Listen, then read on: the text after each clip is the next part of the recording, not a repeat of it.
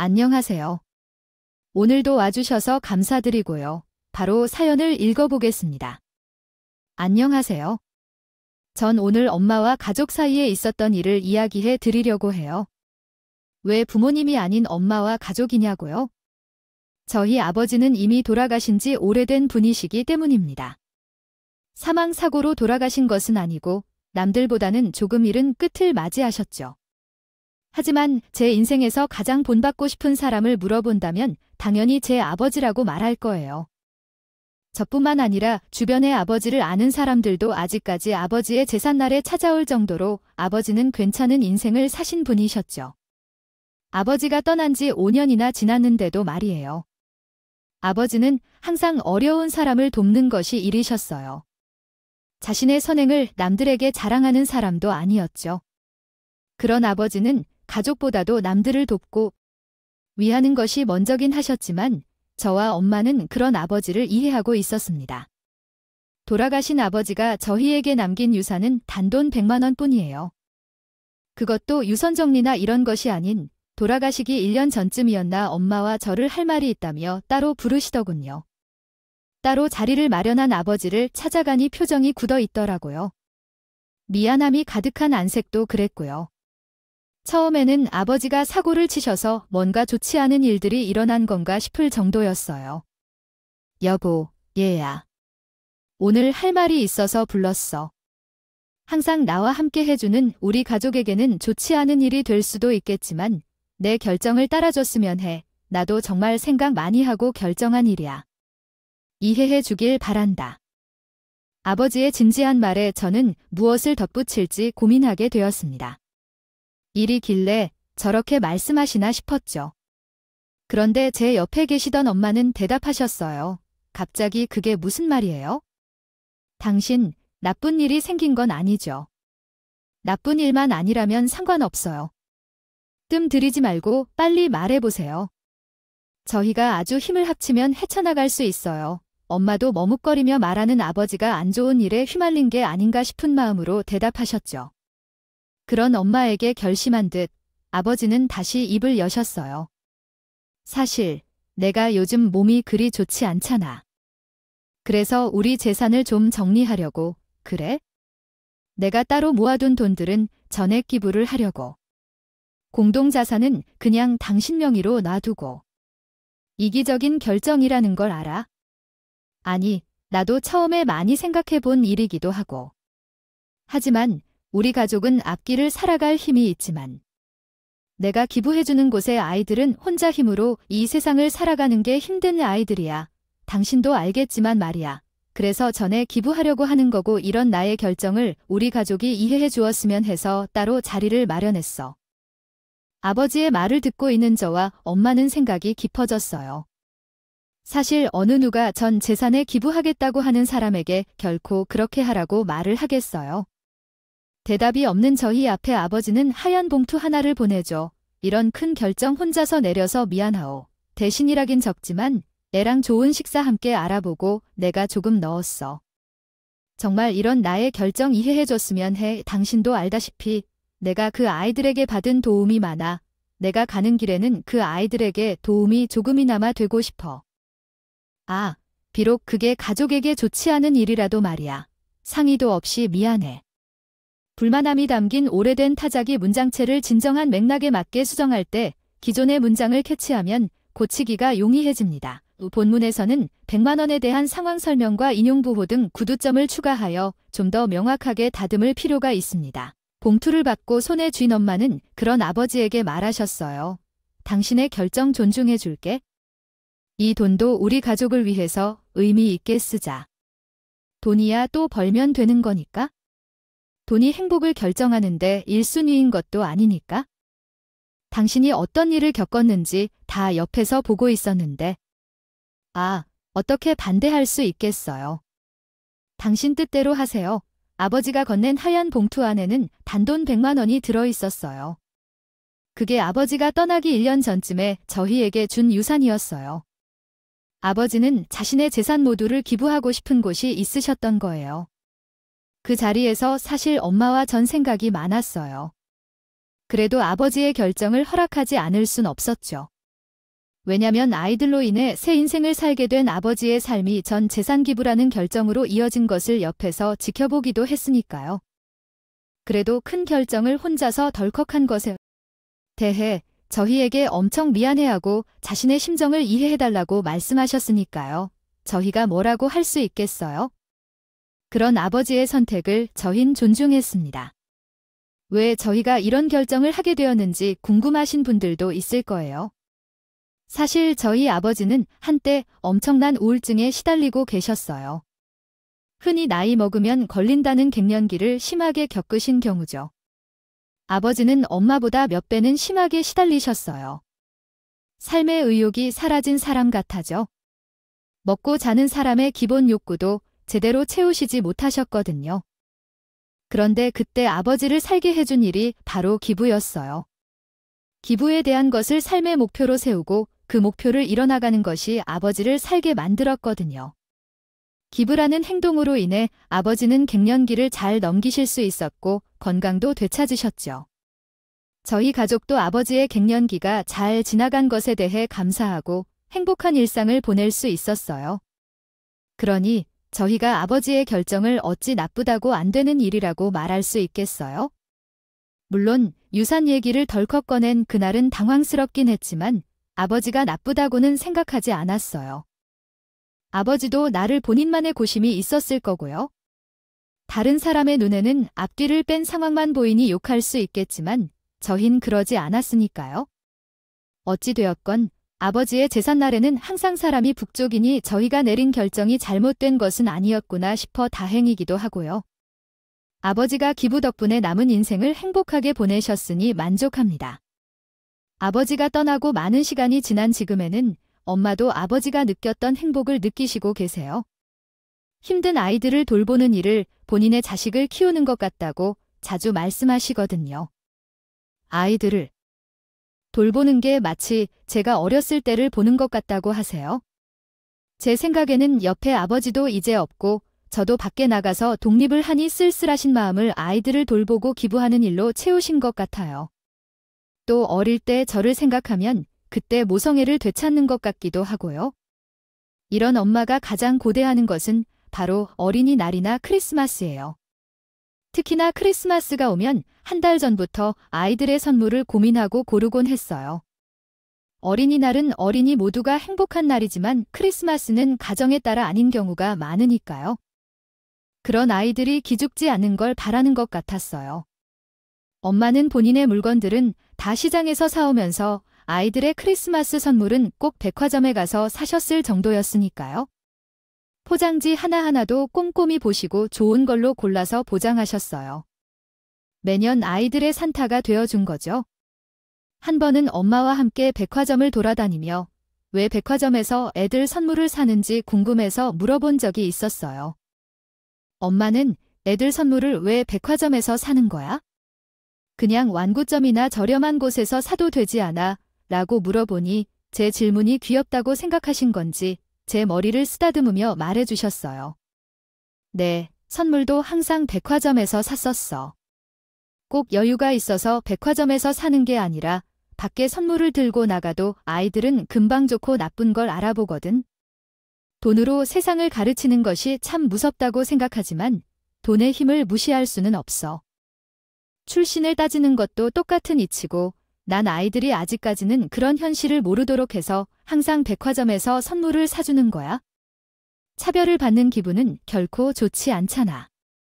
또 특히나 크리스마스는 더욱이 선물을 받지 못하면 아이들끼리도 서로 소외될 수 있으니까 전 그제야 엄마의 행동이 이해가 갔어요. 왜 항상 크리스마스는 더 신경 써서 준비를 하는지를 생각도 못 해본 일이었어요. 아무리 요즘 세상에 돈으로 차별하고 한다지만 그 작은 선물로도 아이들끼리 서로를 차별하는 일이 있다는 것은 생각지도 못했거든요. 엄마는 기부만으로 끝나는 것이 아닌 아이들의 생활에 정말 이해하고 도와주는 것을 알게 되었죠. 그래서 이제는 백화점에서 아이들의 선물을 고르는 것도 당연하다고 생각하고 있고요. 또 그때가 아니면 언제 백화점에서 쇼핑하면서 둘러보겠나 싶어서 저도 즐기면서 살고 있어요. 사건은 우연하게 일어난다고 했던가요? 그날도 어김없이 아이들의 크리스마스 선물을 고르라고 한 날이었어요. 그런데 엄마의 실무 제 친할머니와 마주치게 된 거죠. 앞으로는 엄마의 입장에서 시모라고 이야기할게요. 아무튼 시모는 굉장히 화려한 사람이에요. 저희 아버지와는 완전히 딴판이시죠. 멀리서만 보고 있어도 시모구나 싶을 정도로 화려하게 꾸미고 다니시거든요. 또 항상 대접받길 원하는 사람이에요.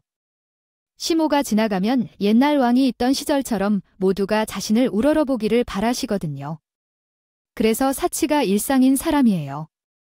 저희 가족과는 정말 다른 성격을 가지신 분이죠. 사실 저희 아버지가 넉넉하게 살 수 있었던 건 아버지의 힘이 있지만 잘난 할아버지를 둔 덕도 있거든요. 시모는 그런 식으로 할아버지의 힘으로 백화점의 VIP이기도 하고요. 거의 매일 출석 도장을 찍을 정도로 백화점을 제 집처럼 다니고 계시죠. 시모가 백화점으로 오가는 데는 이유가 있어요. VIP 혜택으로 백화점 직원들에게 대접을 받을 수 있으니까요. 그리고 VIP라서 그런지 직원들을 막 부리기도 하더라고요. 한 번은요, 저희 시모가 백화점에서 일이 있었는데 그 일이 제 기회까지 들린 적이 있어요. 백화점에서 VIP 라운지에서 둘러보다가 목이 타셨는지 직원에게 커피를 가져오라고 했었어요. 그래서 직원이 커피를 가져왔는데 그걸 마신 시모가 난리가 난 거죠. 야, 이걸 커피라고 들고 와. 여기 직원 교육을 어떻게 하는 거예요? 아, 이런 커피를 누가 먹으라고 갖다 주는 거야. 정말 그 초록색이 별 그려져 있는 거, 거기 몰라. 거기 브랜드로 가져와야지.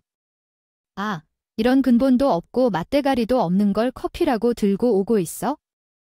내가 누군지 몰라? 나 여기 VIP야.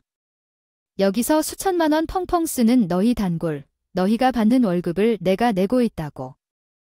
아, 그러면 대접을 잘해줘야지. 정말 어이가 없네네. 백화점에서 직원에게 자기 커피 좋은 거 안 줬다고 난리가 난 겁니다. 아무리 생각해도 이해가 되지는? 하지만요, 백화점에서는 제공하는 원두도 나쁘지 않을 테니까요.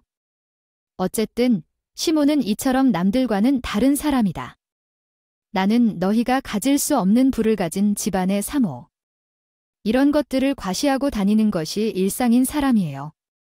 늘 소박하게 살고 있는 저희 가족과는 정말 맞지 않는 사람이었어요. 그런 시모가 항상 우리 친정 식구들을 별종이라고 칭했거든요.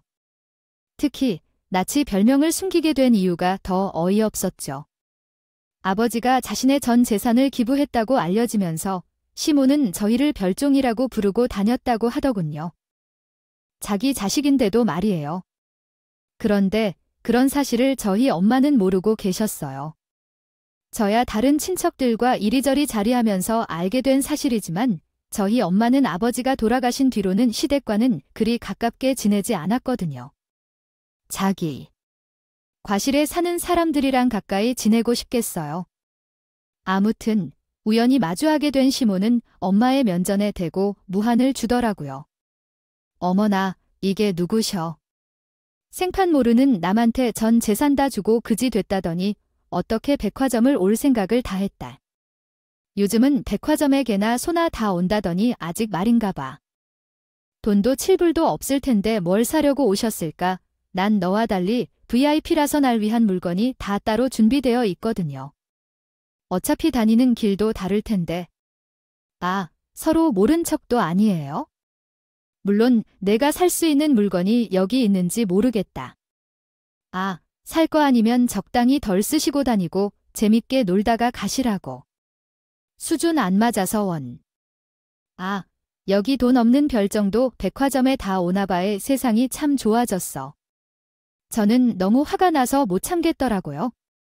다른 사람도 아니고 가족이고 며느리인데 그런 가족에게 별종이나 거즈 취급을 하는 걸 어느 누가 참겠어요?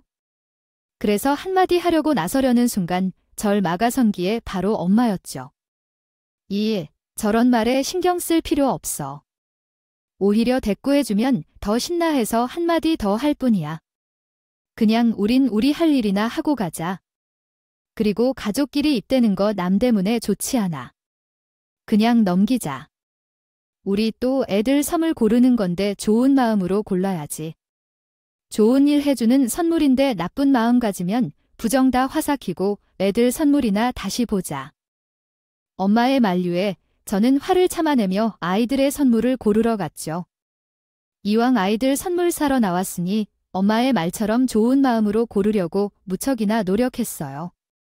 저희는 한아름 선물을 사들고 폐점 시간쯤에야 주차장에 내려갔어요. 그렇게 트렁크에 한참 선물을 싣고 있는데 갑자기 엄마가 절 쿡쿡 찌르더라고요. 무슨 일인가 싶어서 대답을 하려는 순간 엄마가 조용히 하라고 하더군요. 목소리 내지 말고 엄마 따라 이리 와. 조용히. 엄마의 행동이 심상치 않아 조용히 따라갔어요. 저희는 차 뒤로 급하게 몸을 숨겼고 엄마는 어딘가를 열심히 찍고 있더라고요. 뭐가 두려운지 모르겠지만 영상을 찍는 손이 부들부들 떨릴 정도였어요. 마치 증거를 남겨놓겠다는 마음을 가진 사람처럼 여겨졌죠. 그래서 숨죽이고 가만히 보고만 있었습니다. 그렇게 몇 분이 흘렀을까요? 가만히 있던 저를 끌고 차 안으로 밀어넣으면서 말하더군요. 그런데 그 이야기가 정말 소름이 돋더라고요. 알고 보니 누군가가 어떤 차의 타이어에 구멍을 내고 있었더랍니다. 그 행위가 심정치 않아서 조용히 차 뒤로 가서 숨은 거고요. 아휴, 사실 내가 짐을 싣고 있을 때 여기저기 둘러보고 있었거든. 그런데 누가 어떤 차로 다가가더니 뾰족한 뭔가를 꺼내더라고. 여기에 우리가 있던 사실을 알면 그걸로 나쁜 일이라도 당할까 봐야 조용히 하라고 한 거야. 우리가 잘못해서 소리라도 냈다가는 우리 쪽으로 올 것 같았거든. 어쨌든 시간 좀 지나서 저 차주에게 연락하고 영상 보내줘야겠어. 정말 10년 감사하는 줄 알았다. 사람이 살다 보니 이런 일도 생기는구나. 말을 하는 엄마의 등은 식은땀으로 젖어 있었어요. 정말 긴장을 많이 했던 거죠. 주차장에 사람들이 많지 않았냐고요? 그렇지 않았기에 저희가 숨은 거랍니다. 폐접을 앞둔 시간이라 대부분의 차가 빠져나가고 그 시간에 저희만 주차장에 있었거든요. 만약 엄마가 발견하지 못했다면 짐을 싣던 조이는 큰 사고를 당할 수도 있었던 거죠. 그리고 긴장으로 기진맥진한 엄마 대신에 제가 흠이 난 타이어 차량으로 갔어요. 그리고 차 앞에 있던 번호로 저희가 본 일을 문자로 남겼고요. 추가로 영상이 필요하면 저에게 연락을 달라고도 했죠. 아직까지도 정말 아찔한 기억이에요. 그리고 얼마 뒤 엄마와 저는 밥을 먹고 있었어요. 그런데 그날따라 제 핸드폰이 불이 나더라고요. 누군가 계속 전화가 오는 거예요. 얼핏 보기에는 시모였는데 엄마와 오붓하게 했을 때는 전화를 받기 싫어도 없어요. 시모가 엄마를 탐탁스 않게 생각하는 걸 엄마도 알고 있는데 그런 시모와 제가 연락을 주고받는다면 엄마가 상처를 받을 수도 있다고 생각했거든요.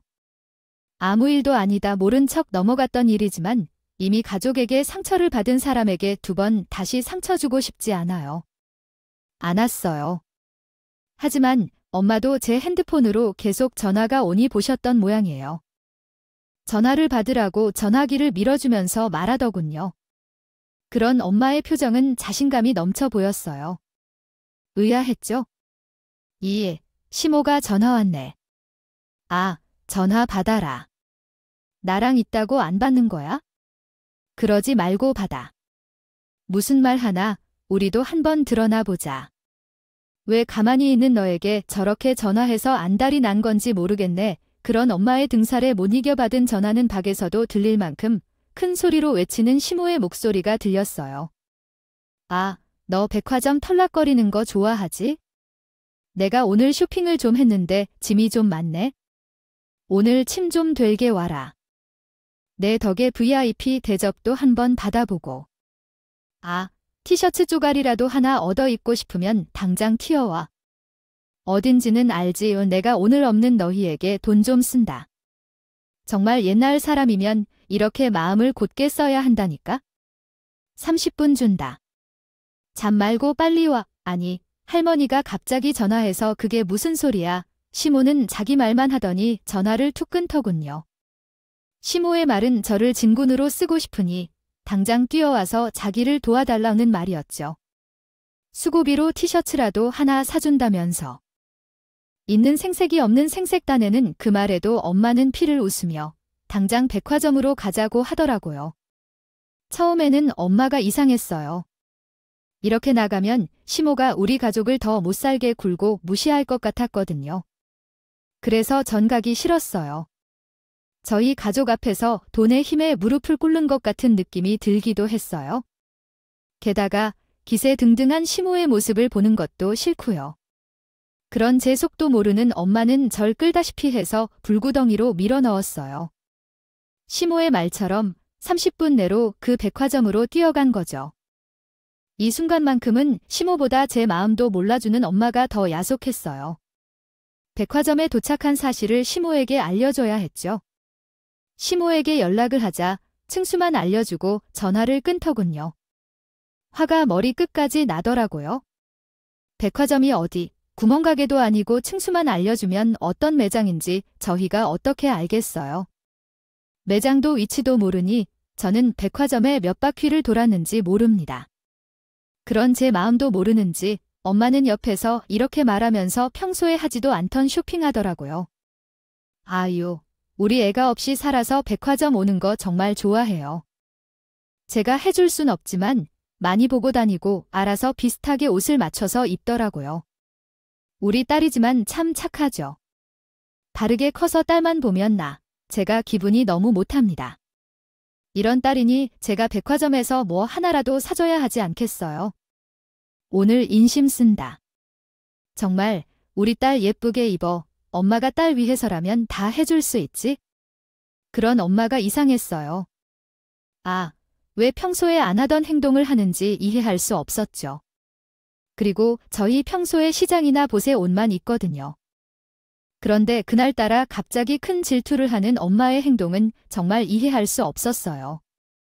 또 저렇게 남들에게 제 이야기나 우리 가족 이야기를 하는 사람이 아닌데 정말 이상했죠. 그런 저와 엄마는 쇼핑을 끝내고 도도하게 시모가 있는 VIP 라운지로 향했습니다. 저희 가족은 백화점에 자주 오지 않았기에 VIP 라운지로는 들어갈 수 없는데 말이에요. 다행이라고 해야 하나 VIP 라운지 앞에는 시모가 당당하게 서 있었죠. 하지만 엄마는 그런 식물을 지나쳐 VIP 라운지로 들어가려고 하더라고요. 저도 당황했지만 그런 저희를 본 시모는 이렇게 말했어요. 아이고, 얘. 너희들 같은 거지들은 여기 뭐 들어와. 여기 연간은 얼마를 써야 들어올 수 있는지 알고나 있네. VIP 라운지는 백화점 최고 고객들만 들어갈 수 있는 곳이야. 너희 같은 애들은 절대 팔도 못 이겨. 어디서 감히 돌아가려고. 그래, 요즘은 걔나 소나타 VIP 라운지 구경하려고 들어가려 하네. 웃긴다 얘야. 지금 불러서 쫓아내기 전에 얌전히 여기 앞에 서 있어. 내 짐 들고 오라고 했으니까.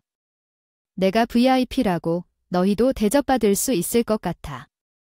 천만의 말씀. 너희는 내가 주는 콩고물이나 얻어 먹으면서 있으라고 당당하게 VIP 라운지로 들어가려는 엄마의 앞을 막으며 시모는 자두로 지겨우더군요. 그러면서 여긴 개나 소나 들어오는 장소 아니니 그냥 앞에서 기다리라고 저희를 짐꾼으로 쓰려는 것도 화가 나는데 이런 말까지 들으니 더 화가 났어요. 하지만 그런 시모의 말을 엄마가 가뿐히 받아주더라고요. 아유, 어머니, 개랑 소면 다행이죠. 요즘은 파리가 자꾸 VIP 라운지에 꼬인다고 지야기가 들려오더라고요. 어머니도 이 소문 아세요? 저희처럼 백화점에 잘 오지도 않는 손님에게까지 들리는 거 보면 VIP 고객이 어머니는 잘 알고 계실 것 같은데요. 파리가 왜 자꾸 꼬일까요? 어떤 파리인지 저도 보고 싶으네요. 정말 소문으로 듣던 파리 구경하려고 저도 여기 VIP 라운지에 온 거거든요. 이 말과 동시에 엄마는 VIP 라운지로 당당하게 걸어갔습니다. 들어갔어요. 그런데 이게 웬일일까요? 문이 열림과 동시에 보고도 믿기 힘든 광경을 봤죠. 멋쩍게 눈 인사를 하는 엄마, 기침소리에 혼치권이 나오더니 길이까지 해서 앞에 길을 열어주는 것도 아니겠어요. 마치 TV에서나 보는 그런 장면 같았죠. 저도 놀랐지만 저보다 더 놀란 시모는 담당 직원에게 여기 아무나 들이지 말라고 격 떨어진다면서 큰 소리를 쳤더군요. 관리를 잘해야 VIP 유지하지 않겠냐면서요. 그리고 엄마에게 1년에 얼마를 써야 올 수 있는 곳인 줄 아냐면서 VIP 시스템에 대해 가르치려 들더라고요. 하지만 곧바로 온 직원의 태도에 전 더욱 깜짝 놀랐죠. 그분이 엄마가 아닌 시모를 향해서 주의를 줬거든요. 저 고객님, 죄송하지만 큰 소리는 자제해 주시길 바랍니다. 여기 아직 남아있는 고객들이 많습니다. 그리고 다른 고객분들이 너무 소란스럽다고 클레임이 들어왔어요.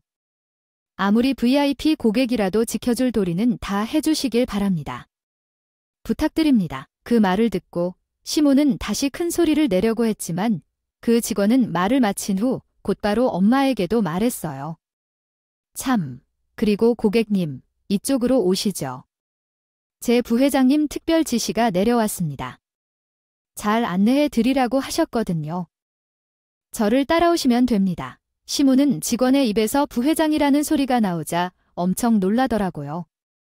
또한 재빨리 주변을 살피면서 눈을 이리저리 굴린다고 해요.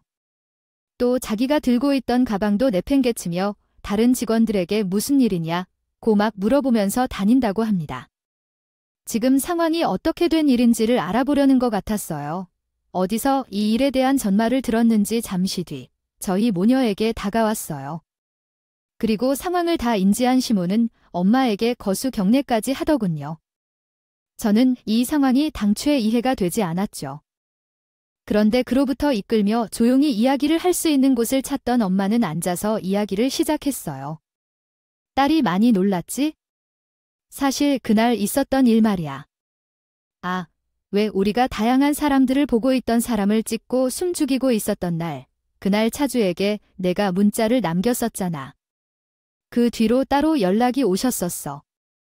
처음에는 모르는 번호라 누구지 싶어서 전화를 받았지? 그런데 여기 백화점 부회장 사모님이라고 하더라고. 장난인 줄 알았는데 그때 찍은 증거 영상 혹시 보내줄 수 있겠냐고 묻었어. 아, 그제야 이 영상이 어떤 사건의 열쇠가 되는지 이해했어. 거였구나 싶었어. 그래서 사람 확인만 좀 해보자 하고 얼른 그 백화점 부회장 사모님이란 사람에게 넘겨줬지. 저희가 그때 찍었던 영상이 차주가 바로 백화점 부회장 사모 차였던 거예요.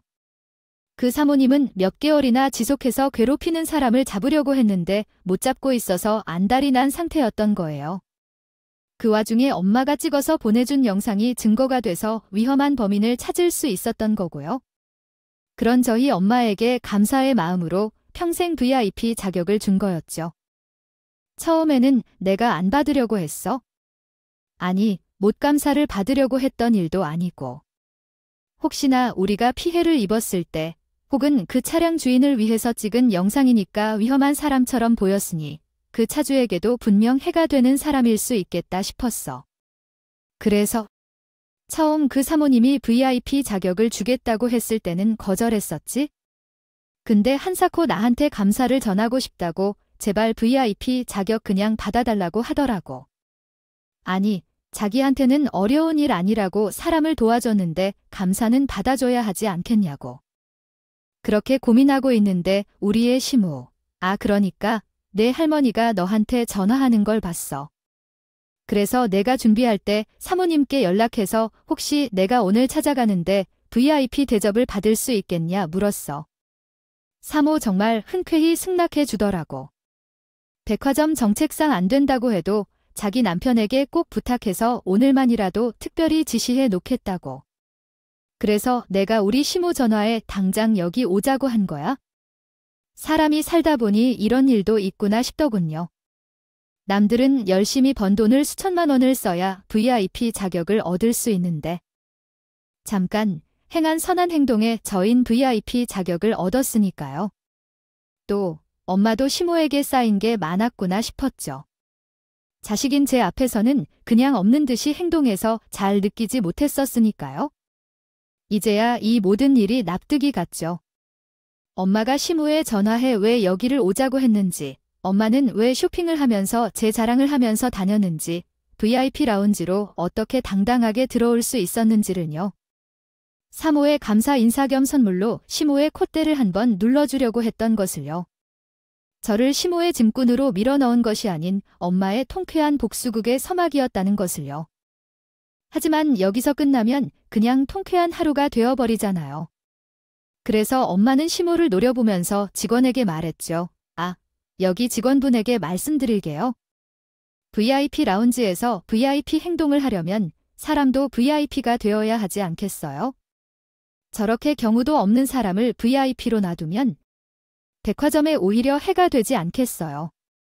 이 사실을 부회장 사모님이 오시거든 이야기하거나 부회장님께 보고하는 것도 좋을 것 같네요. 특히나 오늘 있었던 일을 예시로 들면 어떻게든 처리해 주실 거라고 믿어요.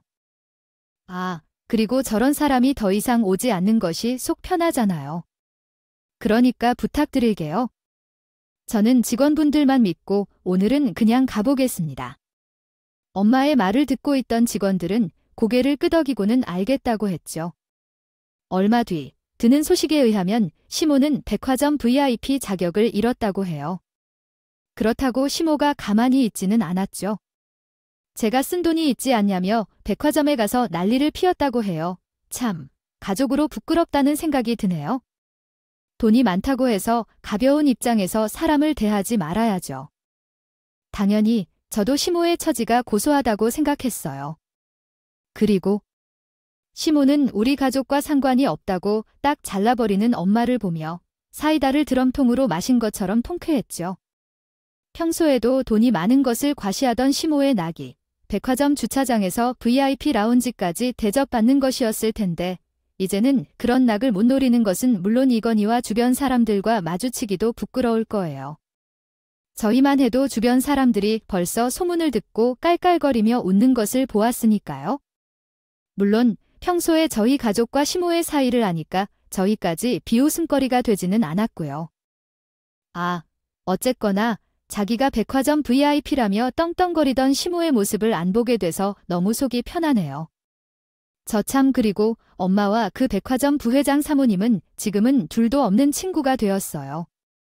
정말 옆에서 보낸 자식 눈에도 친자매 이상으로 보여요. 엄마가 처음 사모님을 만날 때는 뭔가 벽이 느껴지곤 했는데요. 언제부터인가 말이 잘 통하는 분이셨다면 엄청 자주 만나기 시작하더라고요.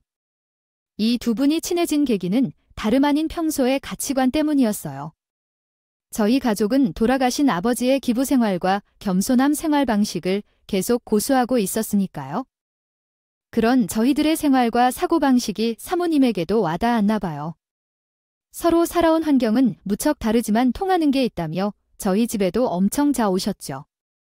한 번은 이런 일도 있었어요. 저와 엄마는 주기적으로 봉사활동을 가거든요. 아이들을 돌봐주거나 노인분들을 돕는 그런 활동인데 사모님이 갑자기 같이 한번 가보고 싶다는 겁니다.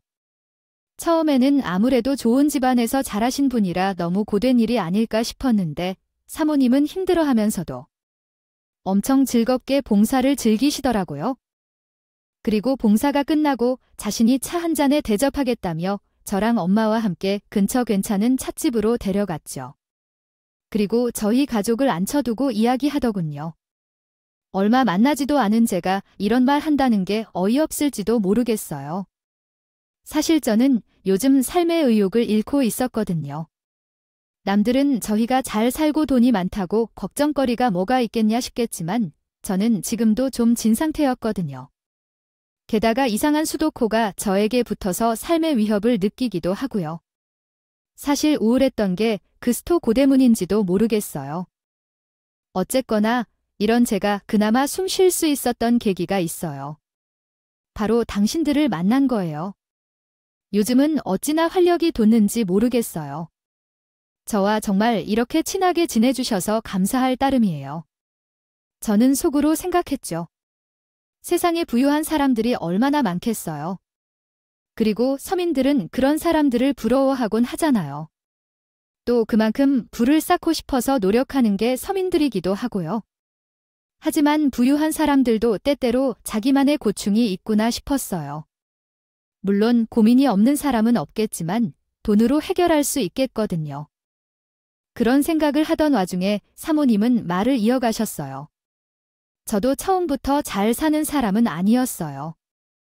어떻게 남편과 열심히 노력하다 보니 그이는 백화점 부회장이 된 거고 저는 그 사모가 된 거죠. 남편 덕분에 좋은 옷과 좋은 것들을 많이 누리면서 살았어요. 그런데 한 번씩 백화점을 나가면 부인의 시어머니 같은 사람들이 많이 보였죠. 자기가 누릴 수 있는 것들에 대한 과신과 자만 같은 행동을 하는 사람들이에요. 그때마다 생각이 들더라고요. 아, 이렇게 돈이 많다고 해서 꼭 행복이 따라오는 것도 아닌데 왜 사람들을 저렇게 낮춰서 볼까 하고요.